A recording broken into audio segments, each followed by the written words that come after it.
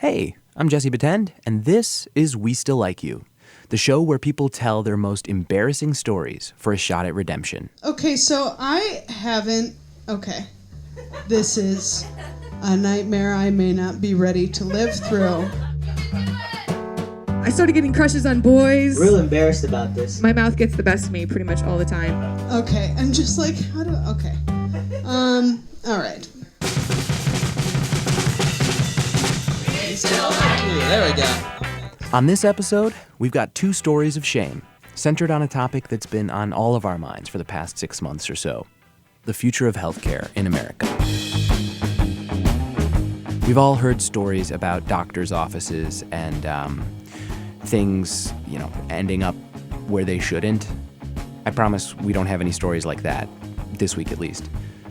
Still, most of the time, no matter how stupid your injury is, doctors don't usually judge you to your face. Well, in this story, comedian Liz Ziner finds out what the staff at Planned Parenthood is saying behind her back. From Chicago, here's Liz Ziner. This is a true story, guys. It happened about 2 years ago.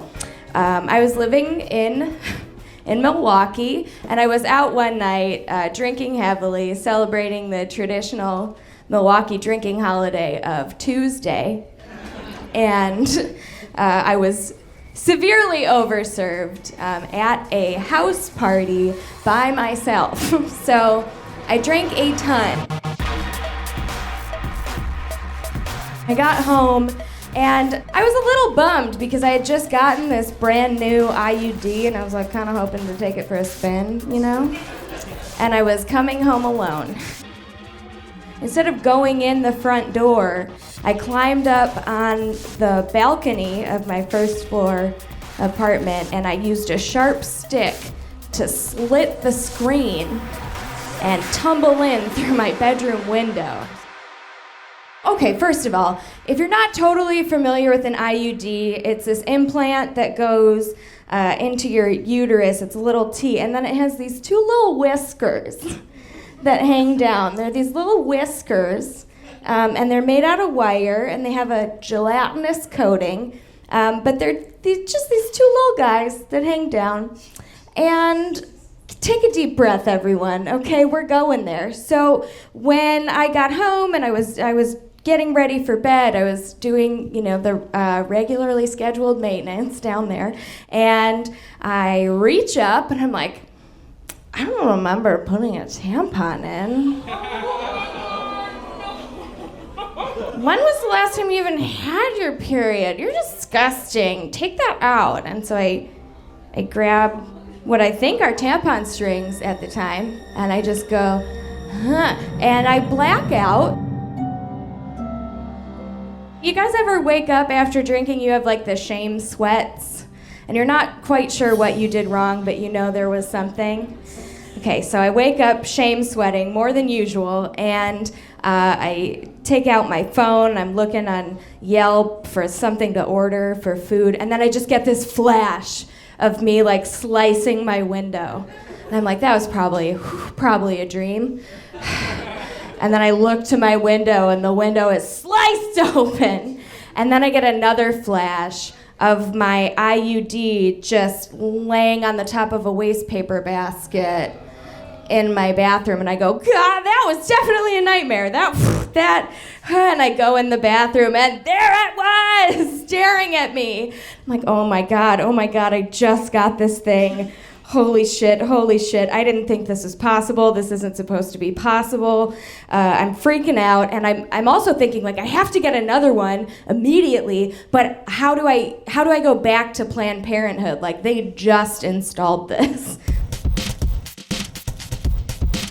I can't imagine what I'm going to say to them, but I make an appointment for the next day, and I'm freaking out. I'm like, what? How could I possibly cover this? So I call my best friend, and I tell her what happened, and without 1 second of hesitation, she just goes, oh my God, just tell him you were getting fisted, and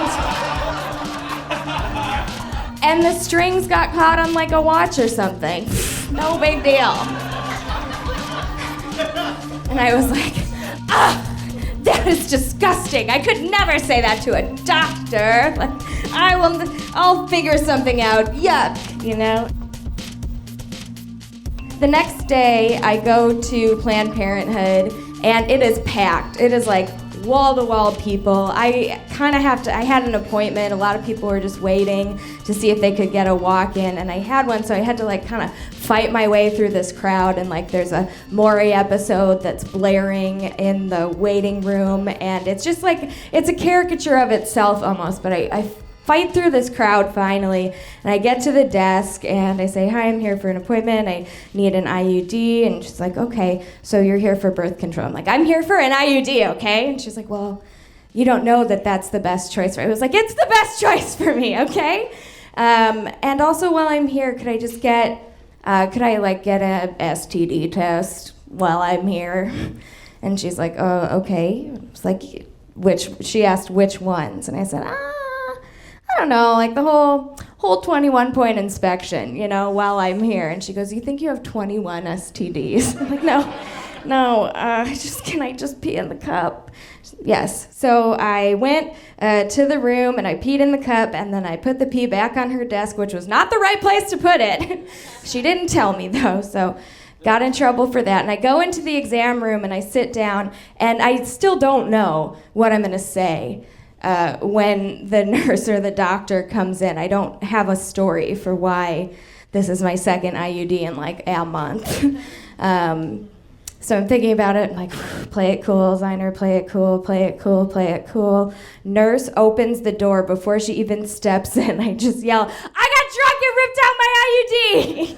And she like closes the door a little bit and then comes back and is like, no, you didn't. That's not possible. I'm like, well, I wish it wasn't, but it really is, because I did it. And she closes the door, and then I hear cackling. Cackling from the nurse's station, like shrieking cackles. And I'm at this point like, okay, all right, it's gonna be fine. Play it cool, play it cool. The doctor comes into the room and just looks me in the eyes and says, please tell me they're fucking with me. And I was like, no, I was just, and she's like, you got drunk and ripped out your IUD. That's not supposed to be physically possible. And I was like, well, I am a miracle. And she's like, I wouldn't get smug about this if I were you. Sit down. So I get on the table, and I'm like, I know I need another IUD. And she's like, you're damn right you need another IUD. Someone like you should not be having children. Saddle up. So I'm like, okay. And she goes in, and while she's up in there, she's just berating me. She's like, you know what? I get drunk. I get very drunk. I don't get that drunk, okay? This is disgusting. You should not be a parent right now. I'm like, I know. That's why I'm here. Please install another IUD. She's like, I'm going to put this one way the hell up there so you can. I'm like, yeah, fucking do it. Put it in my lung. I don't care. I just need another IUD. Please just do it. Just give me another one. I know. I'm horrible. You don't want more of this. Just get it in there. So she does it. She makes the installation way the fuck up there. And then she is ready to send me on my way with like 200 pamphlets on alcoholism. Okay, I get it. And I'm about to walk out, but I remember I took this P test, this STD test. So I'm like, hey, could you just ask, did you get the results from that STD test? And she looks at me and she's like, which ones? And I was like, I said all of them, okay? I don't know. And she's like, all right, okay, let's hope you don't have all the STDs. You have enough to work through right now. I was like, I know. So she opens the door and just yells to the nurse's station, hey, you still got that pee? And the nurse yells back, tell her she has all 21.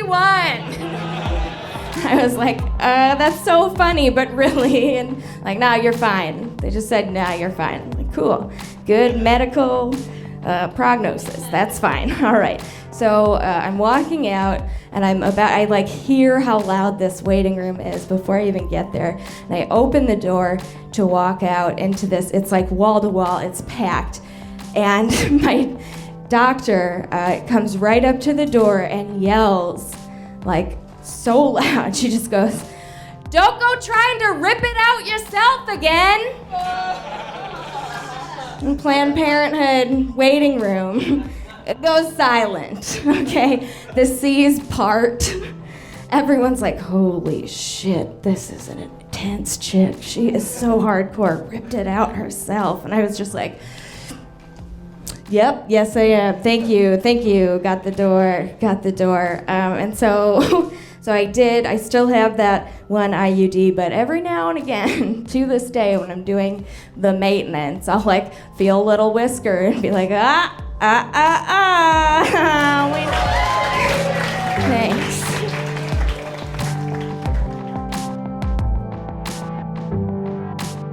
Comedian Liz Ziner. Up next, Mandee McKelvey gets a hell of a promotion. Literally.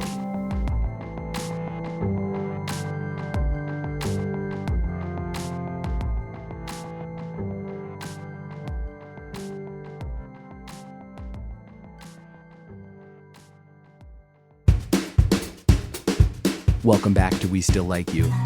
This next story comes to you from comedian Mandee McKelvey, who you might remember as the host of the Louisville branch of We Still Like You. But before she ran an embarrassing storytelling show in a Kentucky bar, Mandee was in charge of overseeing an entire hospital. Now, if the past few months have taught us anything about healthcare in this country, it's that this stuff is really complicated. There are the insurance companies, of course, but also doctors, medical equipment, drug companies, the federal government. Well, it turns out that being in charge of all that, it ain't too great for your health. From Chicago, here's Mandee McKelvey.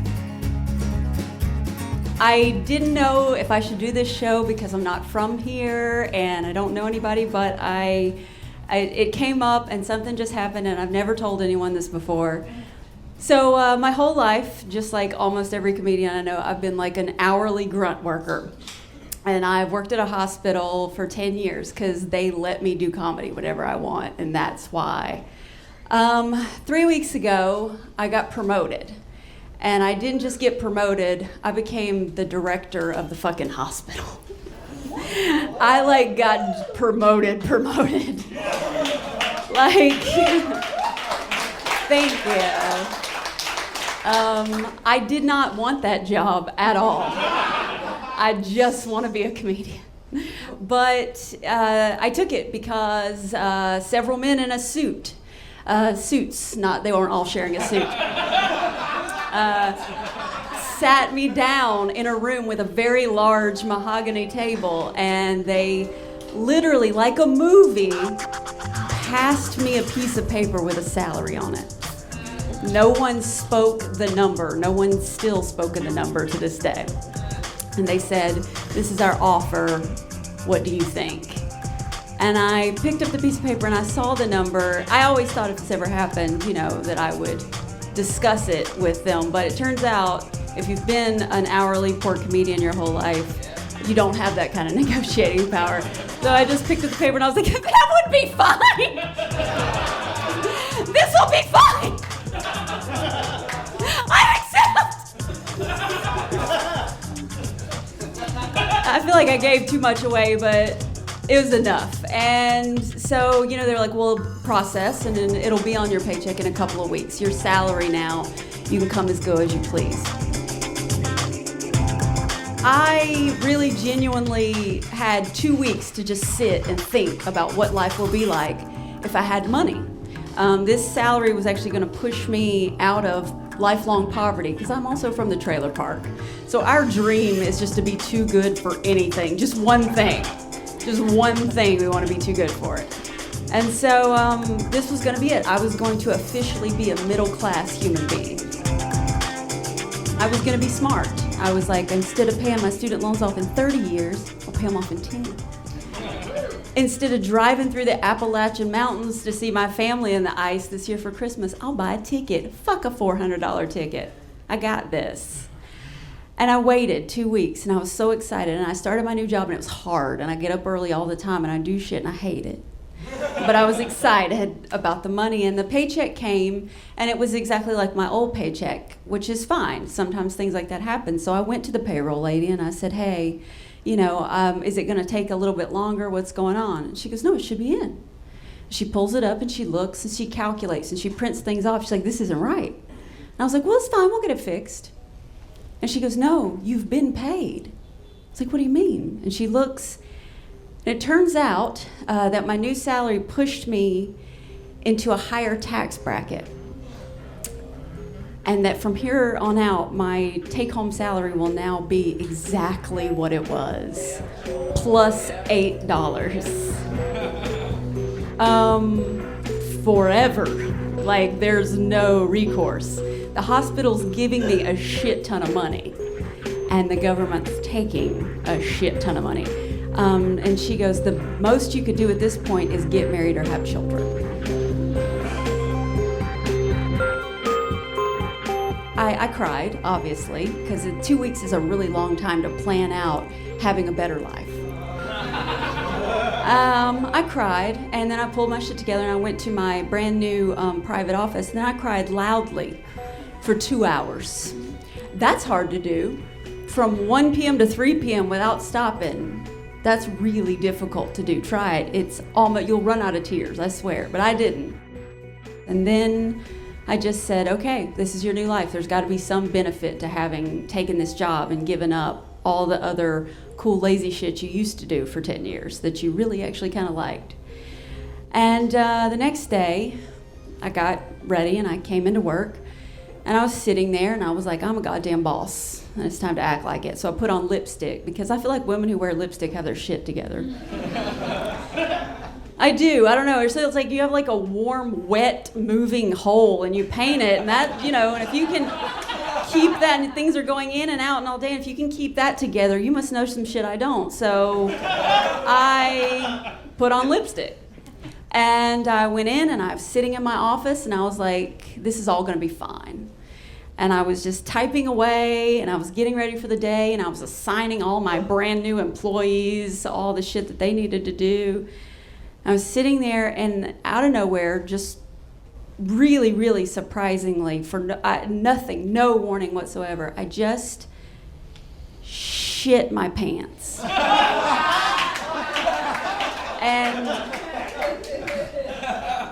And I don't know if you can tell by looking at me, but I'm not a shit my pants kind of gal.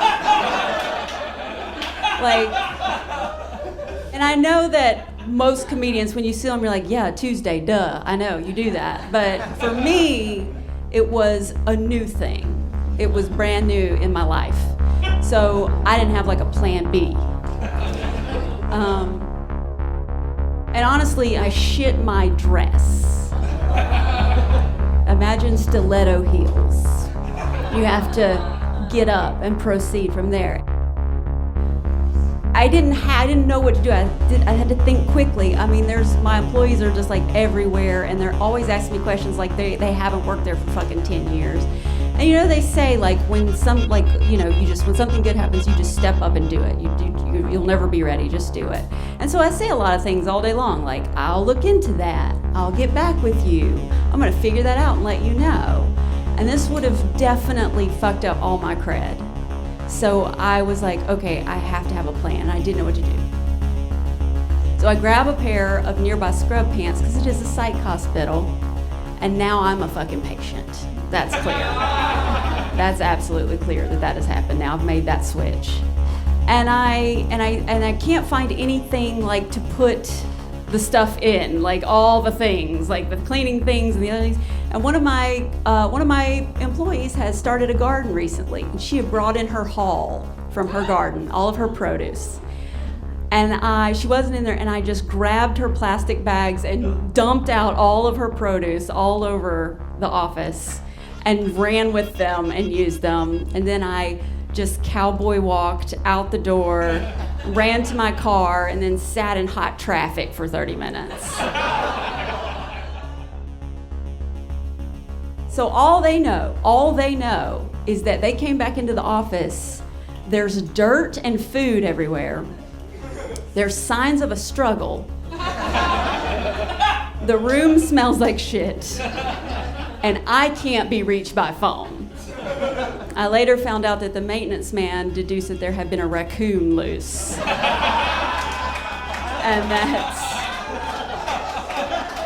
And that he was still looking for it. And that's fine, because Rich doesn't do that much, so I'm fine with that. I don't feel bad.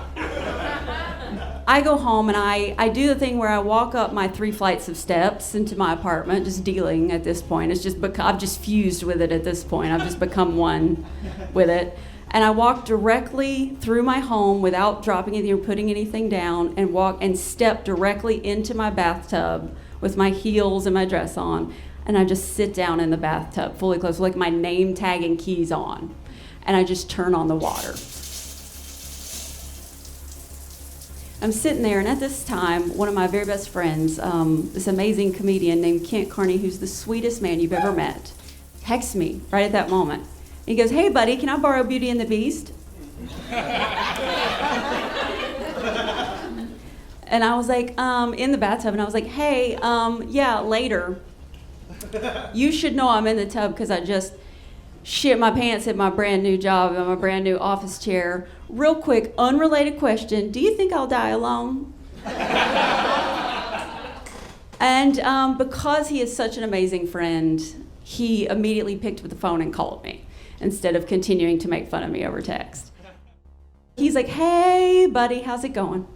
And I was like, "Hey, buddy, I'm just in my tub. How you doing?" He's like, "I'm good. Do you want to talk about what happened?" And I was like, "No, it's just some basic, like there was shit." And I didn't know it was in me, and then it was out of me. So I guess that's solved. And he was like, "Well, you didn't know it was coming? Nothing?" I was like, "I had no idea." I was like, my brain wasn't informed. Apparently my body was like, "Fuck this shit." Because my job's not going as hot as I'd hoped. But I guess that's how it is. And he was like, "Yeah." And I was like, "Now, about that other question." He said, "Yeah, about that other question." He's such a lovely human that he didn't try to placate me. He didn't try to be like, "Oh, you're not going to die alone. Somebody's going to love you." He didn't try to make up a story. He goes, "Look, Mandee." He was like, "I love you. Lauren loves you." He was like, "You will always have us. You will never be alone." Which is the most alone kind of a fucking alone you can possibly be, by the way. I don't want to third wheel the greatest fucking couple I've ever met in my life. I'll third wheel a shitty couple all day long. I'll rather than watch 2 people just pick each other's spirits apart till they evaporate. And then I can go home and rub one out and be like, "I'm fine. I'm fine. I make good choices. I'm fine." I didn't get into that shit. I don't want to, I love you, but baby, I do not want to third wheel you till the day I die. I am used to that. I mean, there's not that many female comedians where I'm from, and so it's always like me in a room with 20 dudes. Like I went to a comedian's wedding recently, and I realized as I looked around the table that we were sitting at, I was the 11th wheel. It was 5 dudes, the girls they tricked into sleeping with or marrying them, and then me. And I was still the happiest person at the table because I was the only person there not fucking a comic. It was still the best gig at the table. But anywho, this is what an amazing couple they are. They never criticize each other. They never fuck with each other. They never question each other's shit. Now, his fiance and I go to the gym together now. Like, we're trying to bond. And she said to me the other day, "Mandee, I was wondering if you would tell Kim," and that's her voice. I'm not making fun of her. Because she's beautiful and smart and funny, and you don't get a sexy voice. You just can't have everything. And so she was like, "Mandee, can you tell Kent, like, I'm worried about him. He always smells like Cheetos now, and he's, like, getting really fat, and he's, like, breathing hard all the time, and he can't do anything, and I was wondering if you would tell him that he needs to work out." And I was like, "You've been together for 10 years. You haven't told him this? He's been getting fat all year. Everybody knows." And she was like, and she goes, "I wouldn't tell him that." I was like, "You've lived with him for 10 years. She was like, "No, God, no, we don't have that kind of relationship." And I realized that's why they're such a good couple. They just don't fuck with each other. They just let each other live. And she goes, "I need you to tell him." And I realized she is pulling off the most mastermind shit I've ever seen. She had another woman in his life to pick him apart and emasculate him and make him feel like shit. And then he goes home to her and she's like, I love you, you're perfect. It's brilliant. I was like, God damn you, maniacal bitch. Also amazing, but number 3, I'm not doing it. I love him. I do it to any other dude I know. Literally any other dude I know, but not him. Good luck. I'm not doing it. I was like, he's just gonna get 400 pounds and that's on you. So anyway, I've been sitting in the tub and I'm literally in my clothes and at this point I'm just stewing in like my own body fluids, just like a shame soup of some kind. I don't know. It's just sitting there and I'm just crying and I'm just trying to figure out where all this is going, how this is all going to work out.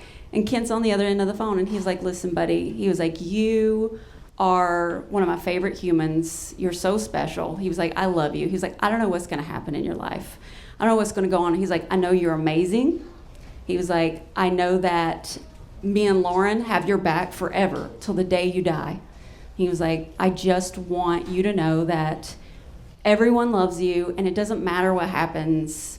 You'll never, ever, ever be alone. And I know you don't want to third wheel us, but it's not even like that. You're always welcome in our lives. And I actually started to tear up because it was legit.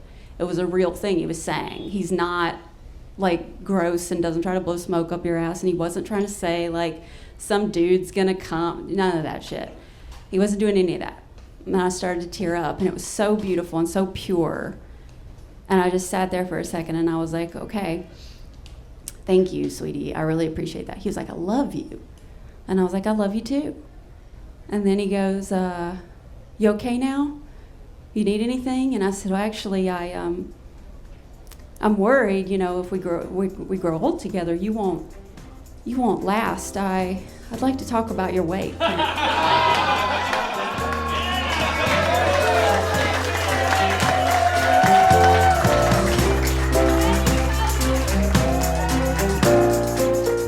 Comedian and co-host of We Still Like You Louisville, Mandee McKelvey. That recording is actually the very first time that Mandee did a story at We Still Like You. And now that you've heard it, I think it's pretty obvious why we decided that we just had to work with her. If you're ever in Louisville, stop by and say hi for us. And make sure to check out Mandee and Liz's stand-up. And that does it for this week. Of course, if you have a story you want to tell at We Still Like You, send us an email to westilllikeyou@gmail.com and we'll get in touch about how to do the show. Please take a second to share this episode with someone you think will enjoy it. We keep growing because of you. We started the show 2 years ago as a house party, just 50-odd people stuffed into a sweaty apartment. And as we've traveled the country, we've started satellite shows in other states, with people that just kind of walked up to us and said, hey, I like this. I want to be involved. We've grown as much as we have specifically because of people who have come forward and offered to help. And so we kind of wanted to create one central way to do that. We're excited to announce that we've finally added a Patreon. For just a few dollars a month, you can support our live show, the podcast, the performers, and all the people who give their time to make this show happen. And in exchange, we've got some really cool plans for ways to say thanks. You'll get early access to episodes, extra stories you can't find on the podcast, and a whole bunch of other stuff like shirts and posters that we'll be rolling out. It's not the only way to help us, but if you have a few dollars that you want to put towards the show, we guarantee that that will go towards bringing more shame and ideally some forgiveness to as many people as possible. All right, thanks for sitting through the spiel. Until next time, thank you for listening. Yeah, I just watched a documentary on sinkholes, and a man said the most amazing thing after he fell in a sinkhole. He said, my whole life, I just always assumed the ground was going to be there. It was the most amazing thing I've ever heard, and that I had always just assumed that I would have butthole fortitude for the remainder of my life, and I don't assume that anymore. Like, I'm always prepared now. Wait, you really, with the last line you actually said, like, you brought... Yes, because, I mean, you've seen Fight Club. I had to destroy something beautiful. Like, that moment was way too heartfelt. I don't know how to love. I don't know if I put that out there in that story. It was just too beautiful, and I just needed to shit up that moment, literally and figuratively. Oh my gosh. Hey, how's Kid's weight doing? He's so fat.